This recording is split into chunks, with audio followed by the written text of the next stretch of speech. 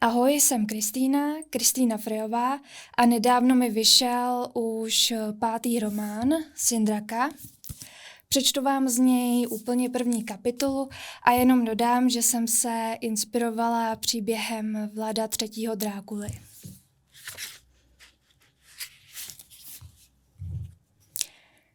Neobvykle živý sen otevřel své brány a pohltil ji.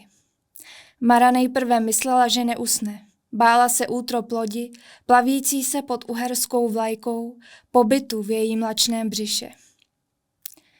Nikdy neopustila souš, snad ji nakonec uklidnila přítomnost janičárů u kajutových dveří na palubě či šírenina společnost, anebo jen naléhavost obrazů, jež nakonec ovládly její spící mysl. Čekali snad, až loď opustí zlatý roh, až odrazí a vydá se na onu podivnou cestu. Tak či onak je musela přejmout, jako by byly součástí jejího úkolu. Spatřila trůní sál Konstantinova paláce byzantských císařů. Halil se do soumraku. Přítomné služebnictvo to zdálo se nezajímalo. Neměli v úmyslu zapálit svíce, přizvat světlo do půlměsíci ověšeného sálu. Ani žádný takový příkaz nedostali. Velikými dvoukřídlými dveřmi vstoupil pár oděný po byzantském způsobu. Muž se snažil držet zlomené tělo vzpřímeně. Žena kráčela po mramorové podlaze neochotně a s odporem. V náručí držela dítě, sotva narozené a zavinuté v hezkých poduškách. Mara sledovala ten výjev zpovzdálí. Nemohla uvěřit. Byli to její rodiče.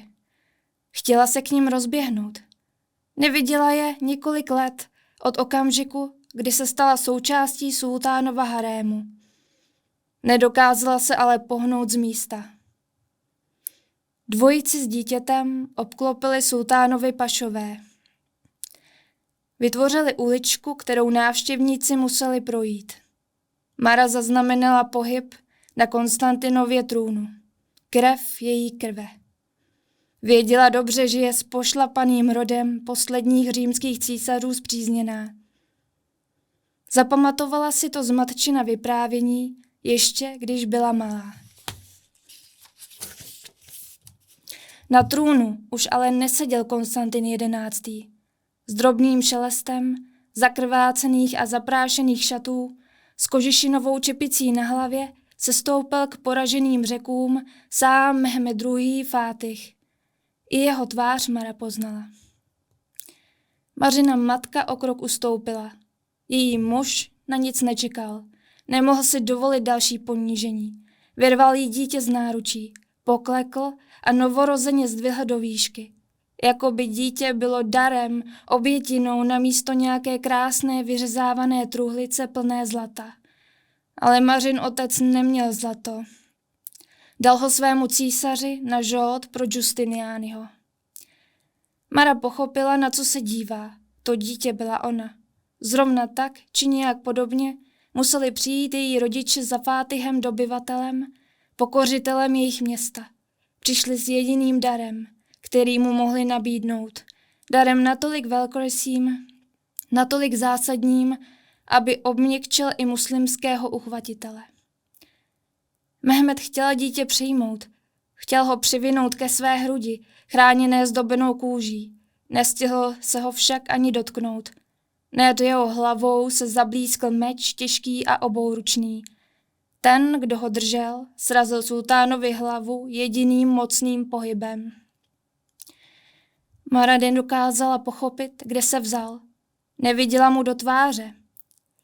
Halil stín, který si sultánův vrah přinesl sebou. Krev vystříkla na všechny strany. Potřísnila dítě i s otcem, který si je přitisknul k sobě.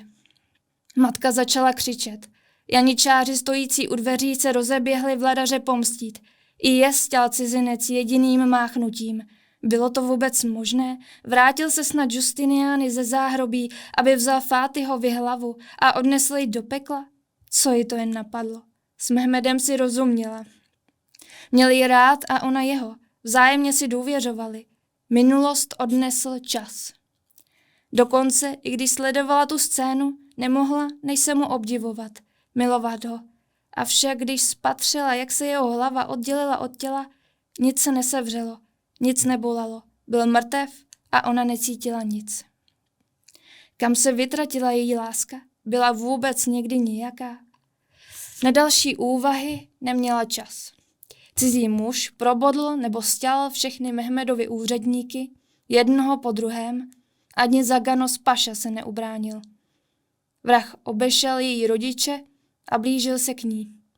Věděl snad jako jediný o její přítomnosti. Na sobě měl křesťanskou zbroj a na kyrisu vytepaného draka, zmáčeného osmanskou krví. Mohla by mu už konečně pohlédnout do tváře? Odpověď Mara nedostala. Probudila se dřív, než k tomu mohlo dojít. Černomorské vlny narážely do trupu lodi a ona seděla v propoceném nočním košili na solí nasáklé posteli.